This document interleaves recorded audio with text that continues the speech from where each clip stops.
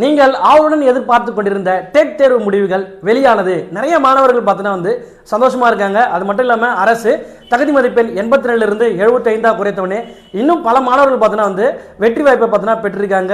எல்லா மாணவர்களும் பார்த்தீங்கன்னா தொடர்ச்சியாக மெசேஜ் மூலமாகவும் ஃபோன் மூலமாகவும் பார்த்தீங்கன்னா வந்து சார் நாங்கள் வந்து வெற்றி பெற்றோம் சார்னு சொல்லிட்டு தன்னுடைய சந்தோஷத்தை பார்த்தீங்கன்னா வந்து எங்கிட்ட பகிர்ந்துக்கிறீங்க.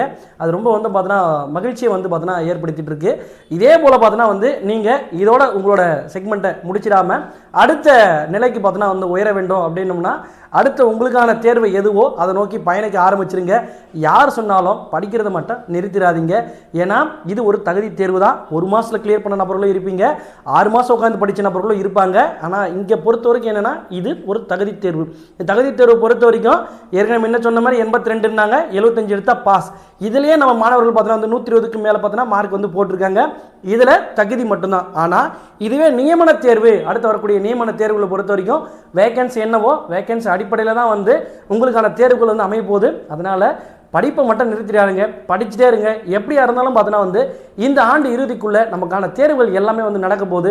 அப்படி நடக்கும்போது தான் நம்முடைய மாணவர்கள் தான் பார்த்தோன்னா வந்து ஸ்டேட் ஃபஸ்ட்டாக இருக்கணும் அப்படின்றது என்னோட விருப்பமாக இருக்குது. நிறைய மாணவர்கள் ஏற்கனவே சொல்லியிருக்கீங்க, சரி இந்த முறை கண்டிப்பாக நான் வந்து பணியாணை பெற்று உங்ககிட்ட வந்து நான் நேரில் சந்திக்கிறேன் சார் அப்படின்னீங்க. கண்டிப்பாக வந்து பார்த்தோன்னா நீங்கள் சந்திக்க தேவை, நாங்களே உங்களை வந்து நேரில் வந்து சந்திக்கிறோம்.